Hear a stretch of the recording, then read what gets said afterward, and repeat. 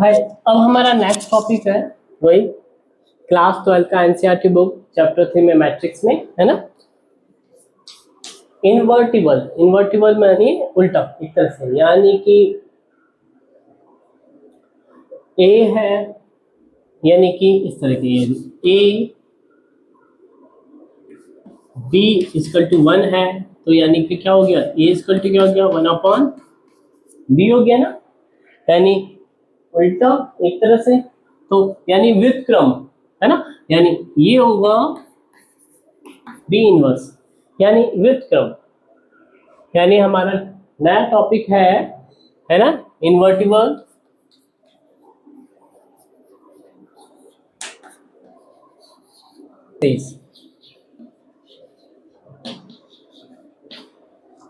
यानी invertible matrices यानी व्युत्क्रमणीय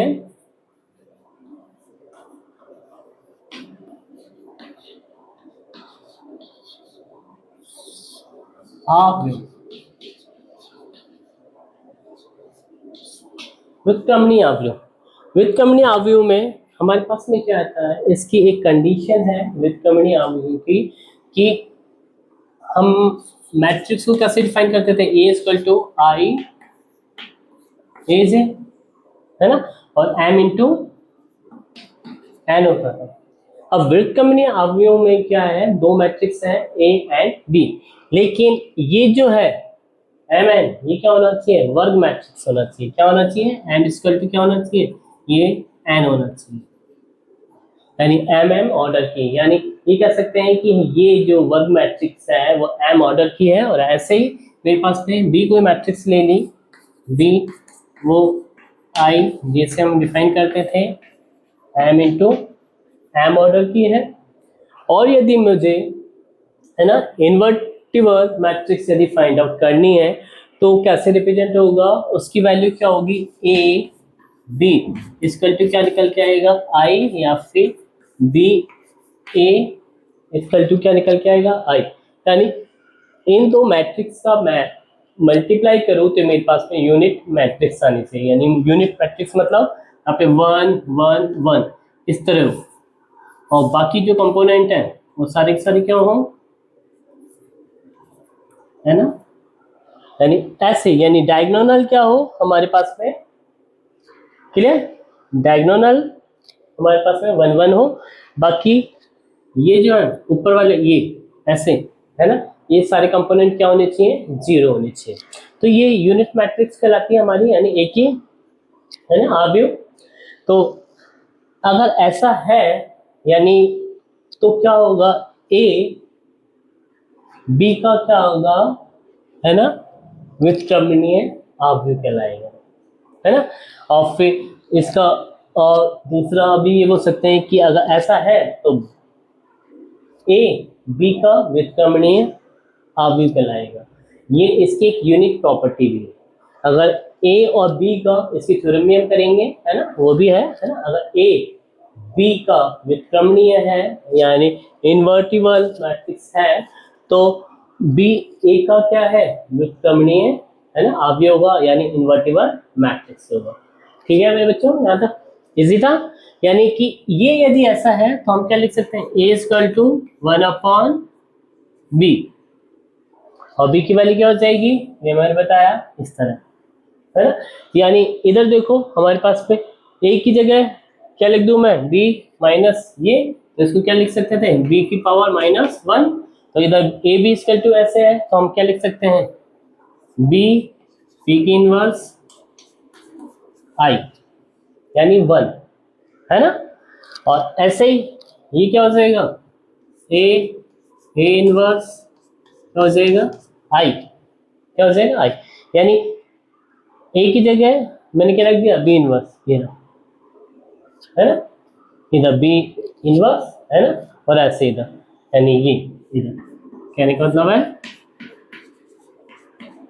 इसकी वैल्यू क्या होगी, आई, है ना।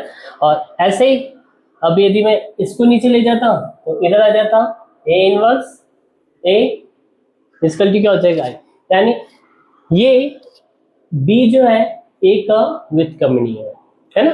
तो अब इसके बाद में हम और इसकी कंडीशन थी कि ये जो मल्टीप्लाई होंगे, मल्टीप्लाई होने पे, है ना, कंपलसरी है कि अगर ये मल्टीप्लाई हो रहे हैं, है ना, तो ये ऑर्डर और ये ऑर्डर जो हमारे, है ना, क्या होने चाहिए, सेम होने चाहिए। अगर क्योंकि ये परिभाषित नहीं होंगे, है ना, यानी इक्वलिटी नॉट डिफाइंड रहेगा, तो ऐसे पे यदि नहीं है ना, तो हम मल्टीप्लाई नहीं कर सकते। और इनके लिए हमारे पास में ऑर्डर क्या होना चाहिए, m इंटू m होना चाहिए, यानी ये कौन से होनी चाहिए, एक तरह से स्क्वायर मैट्रिक्स होनी चाहिए। कैसी होनी चाहिए, स्क्वायर मैट्रिक्स, तो जिससे हम ये इसको फाइंड आउट कर सकते हैं। अब नेक्स्ट है इसके बाद में, अब हम इन्वर्टिबल मैट्रिक्स का एक एग्जांपल ले लेते हैं, बहुत इजी एग्जांपल है ना, इन्वर्टिबल मैट्रिक्स का देखो एग्जांपल ले लेते हैं। मान लीजिए ए मैट्रिक्स मेरे पास में है 2 2 3 1 और बी है 2 2 -3 -1। एनसीईआरटी बुक का है फॉर एग्जांपल। सिंपल सा है, मुझे क्या प्रूफ करना है कि ए बी क्या है, हमारे इन्वर्टिबल मैट्रिक्स है, यानी बी जो है ए का इन्वर्टिबल है। तो क्या निकल के आना चाहिए, ए बी इक्वल टू आई आना चाहिए, यानी ये 1 1 1 1 ऐसे मैट्रिक्स में होने चाहिए, है ना, यानी डायगोनल हमारे पास में 1 1 1 आना चाहिए, है। तो अब इधर देखो सिंपल सा है, ए बी अगर है तो ये क्या वैल्यू होनी चाहिए, आई होनी चाहिए, है ना। अगर ऐसा है तो ये इन्वर्टिबल होगा। देखते हैं, अभी तो पहले इसका आंसर निकालना है। तो देखो 2 को इससे मल्टीप्लाई किया 4, इसको इससे किया, है ना,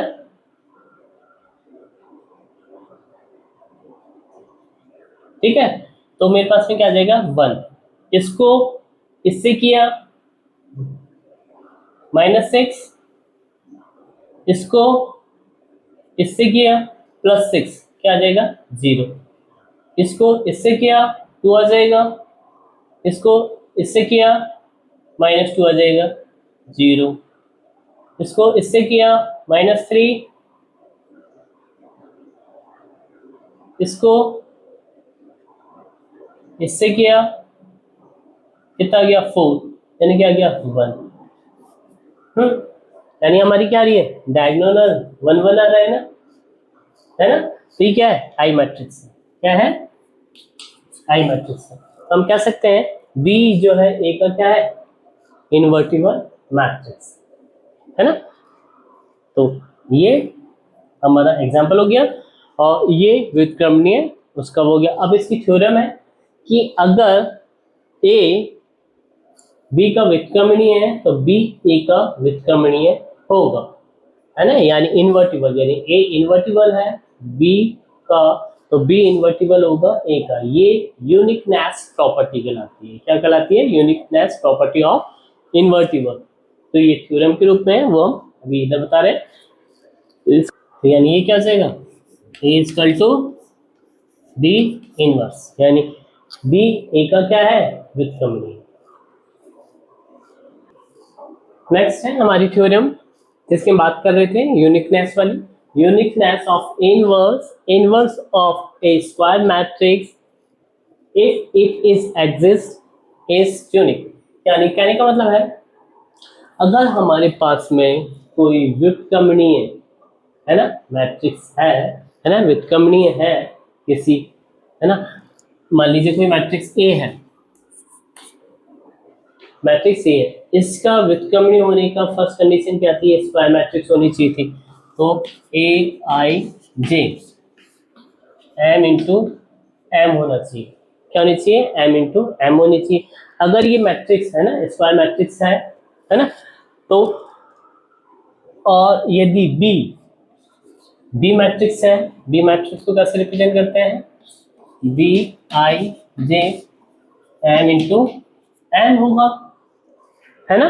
तो ये दोनों यदि व्युत्क्रमणीय है ना, यानी ए बी का व्युत्क्रमणीय है ना, और बी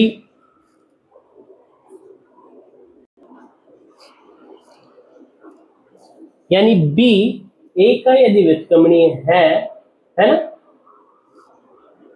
ठीक है। तो अगर कोई मैं तीसरी मैट्रिक्स ले लेता हूं, जो सी मैंने क्या ले ली, एक मैट्रिक्स ले ली, सी को कैसे लिखेंगे, सी आई जे एम इंटू एम, क्या ले ली, सी एक तीसरी मैट्रिक्स ले ली।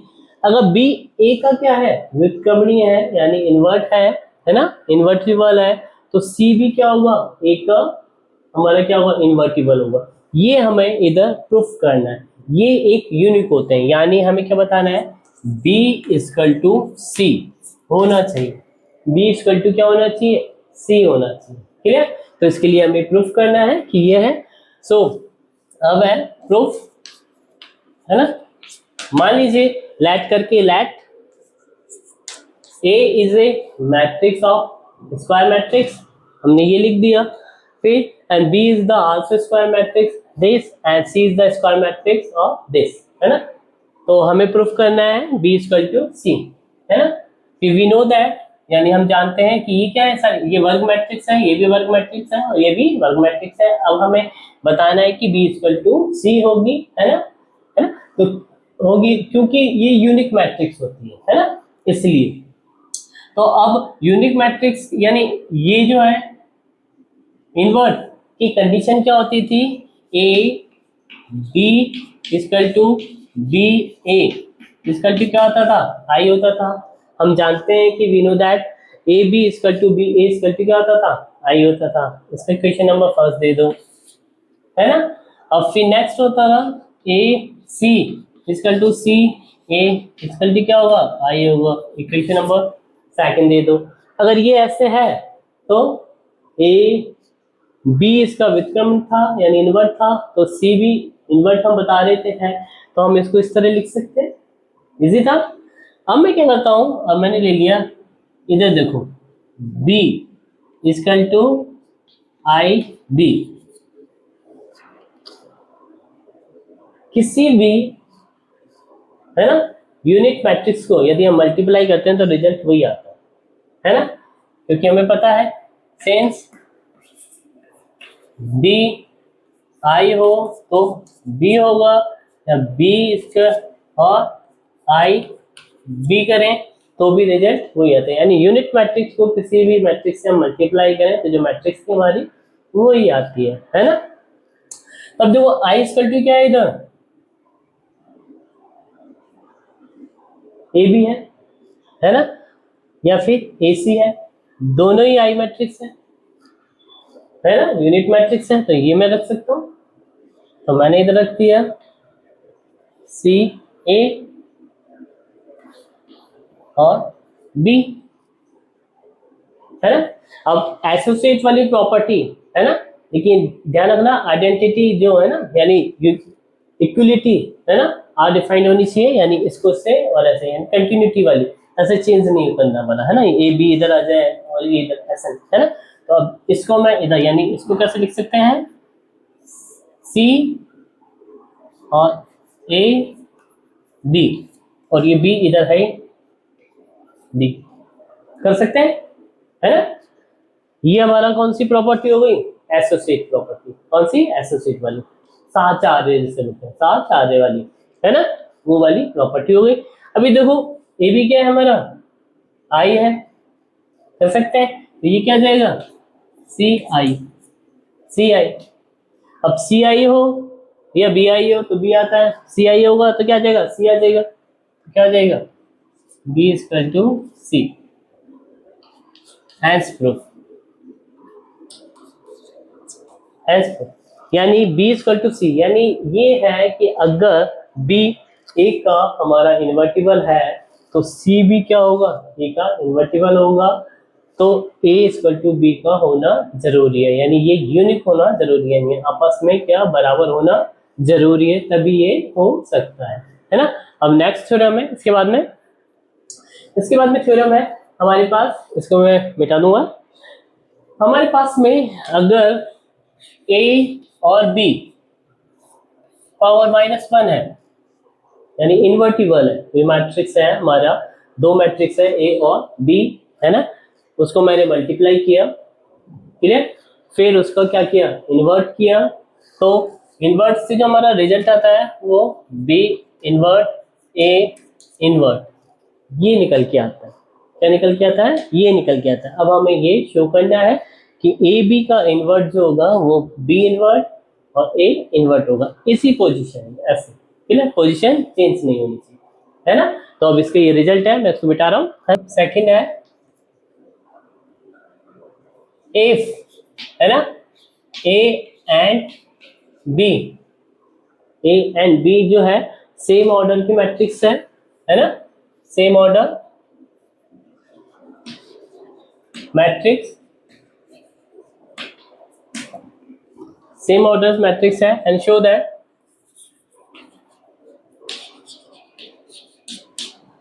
ए बी इनवर्स क्या होगा? बी इनवर्स ए इनवर्स, है ना। तो हम प्रूफ करते हैं, है? अब ये देखो, मान लीजिए हम मैट्रिक्स डिफाइन करते, तो मैट्रिक्स को हम कैसे डिफाइन करते थे? ए इक्वल टू क्या होता था? ए आई जे, सेम ऑर्डर है तो एम इंटू एम हो जाएगा, और एंड बी जो होगा दूसरी मैट्रिक्स, इसको कैसे डिफाइन करेंगे? B I J M into N हो जाएगा। ठीक है, ये दो हमारी क्या हुई? मैट्रिक्स हो गई। अब मैं क्या करना चाहता हूँ? इन दोनों को मल्टीपल करना चाहता हूँ। क्या करना चाहता हूँ? मल्टीपल। देन क्या होगा? ए इंटू बी, एक मैट्रिक्स होगी जो किसे डिफाइन करेगी? सी को डिफाइन करेगी। किसे डिफाइन करेगी? सी को। क्योंकि हमने पढ़ा है कि अगर दो मैट्रिक्स है, अगर उनको मल्टीप्लाई करें तो उससे बनने वाला प्रोडक्ट जो होगा हमारा, है ना, है ना, तो क्या होगा? वो भी मैट्रिक्स होगी। तो मान लीजिए सी मैट्रिक्स है। क्या है? सी मैट्रिक्स है। ठीक है, अब हमने ये कर दिया। अब हम क्या कर रहे हैं कि अगर ये ऐसे है तो हम इन्वर्ट वाली प्रॉपर्टी फॉलो करते हैं, है ना।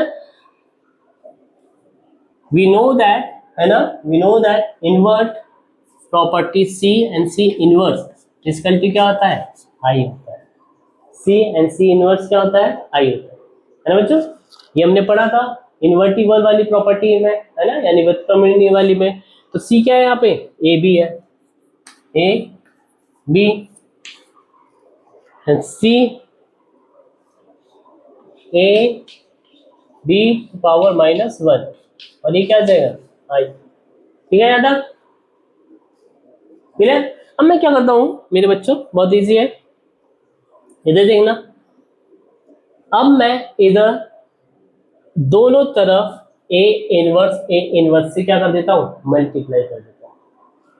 तो मेरा इधर आ जाएगा ए इनवर्स, ये है ए बी, और ये है ए बी ए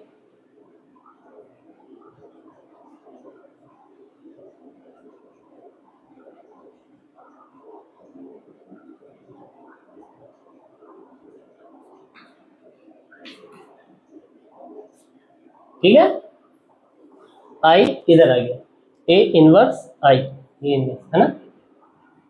ठीक है, अब इधर देखो, ऐसे ले लो। ठीक है, ये हो गया। अब मैं इसके अंदर एसोसिएट प्रॉपर्टी लगा दूं, क्या हो जाएगा? A inverse A, position change नहीं की है मेरे बच्चों, है ना, बी कर सकते हैं, और ए बी की पावर -1, और ये मैंने बताया सेंस बी आई हो तो क्या हो जाता है? आई हो जाता है। यानी किसी मैट्रिक्स को मैं यूनिट मैट्रिक्स से मल्टीप्लाई करता हूँ तो मेरे पास में क्या जाता है? मैट्रिक्स आ जाती है, वही क्या आ जाएगा? बी आ जाएगा।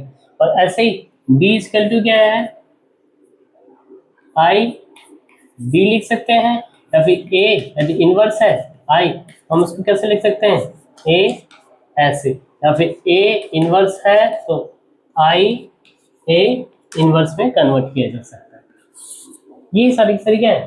प्रॉपर्टीज हैं, हम उससे मल्टीप्लाई कर सकते हैं, है ना।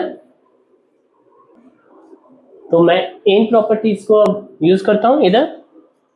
अब इधर देखो, ये जो है है ना।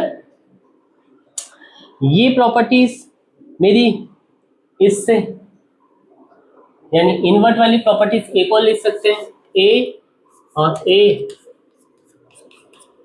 या बी, बी इन्वर्ट किसको रिप्रेजेंट करेगी, आई को करेगी, और ये किसको करेगी, आई को करेगी, बी हो गया, और ये हो जाएगा ए बी पावर 1 और ये हो जाएगा ए इनवर्स, और ये तो आई बी है ना, बी हो जाता है, बी क्या हो जाएगा बी, और ये हो जाएगा ए बी इनवर्स और ये हो जाएगा ए इनवर्स।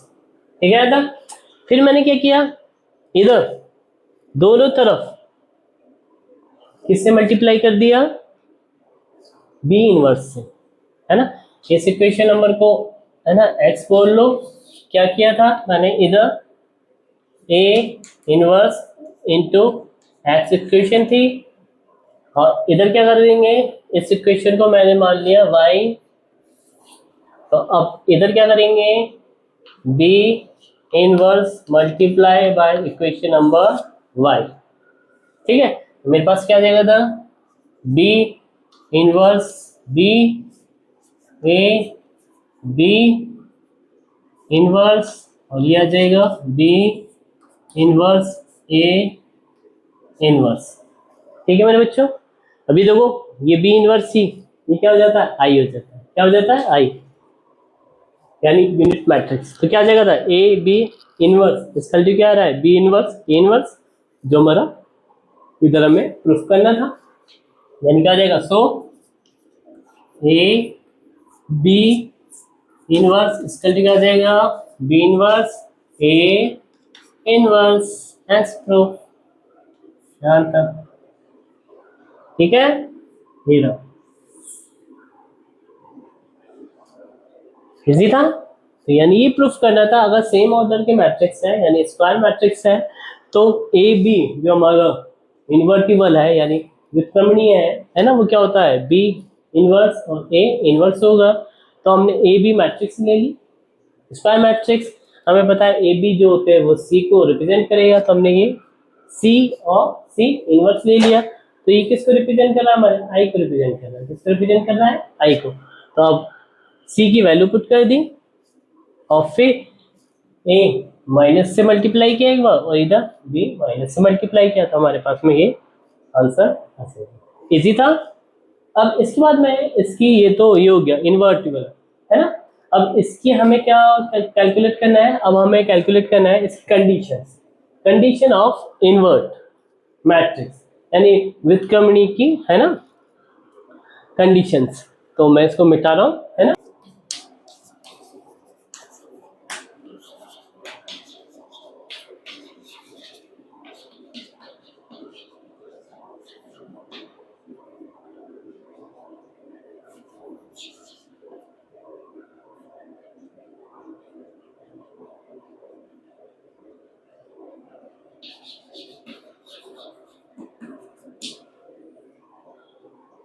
अब है condition of invertible matrix. Invertible matrix की कंडीशन यानी ये हो तभी हो सकता है जब, है ना, अगर इन्वर्टिबल है तो कंडीशन क्या होगी। तो वो फर्स्ट है, अगर ए बी आपस में इन्वर्टिबल है और बी ए इन्वर्टिबल है तो इनका जीरो होना कंपलसरी। अगर ए बी का व्युत्क्रमणीय है ना, और ऐसे भी है सिस्टम, तो हमारे पास में क्या होंगे, ये जीरो वैल्यू होंगी। और सेकंड है,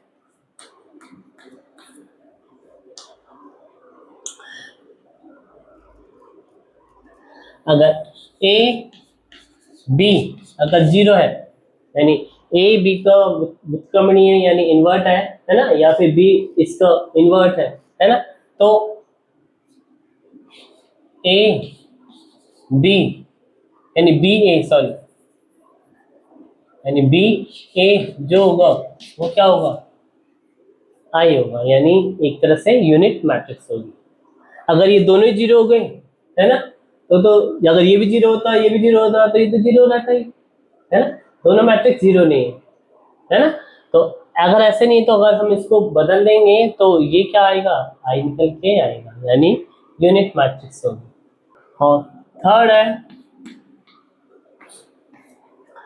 है अगर A B equal to B A, यानी बी ए का इन्वर्ट है तो ये दोनों इस तरह फॉलो होंगे, यानी इन्वर्ट अगर मैट्रिक्स है ए बी है ना आपस में, तो ये इसको फॉलो करेगी।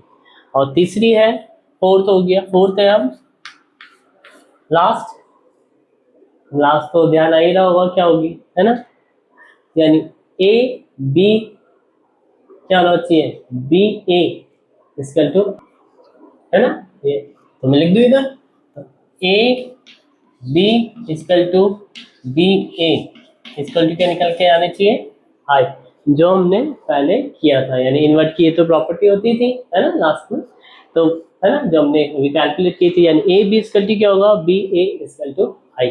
तो इसकी प्रॉपर्टी यानी वो हो गई कंडीशंस थी या प्रॉपर्टीज की तरह से। यानी अगर हमारे पास में इन्वर्टिबल मैट्रिक्स है तो क्या क्या हो सकता है, ए बी और बी ए का दोनों कंडीशन में अगर जीरो आ रहा है कोई रिजल्ट मैट्रिक्स का, तो ये इन्वर्टिबल है ना मैट्रिक्स है, यानी इन्वर्टिबल है आपस में, है ना।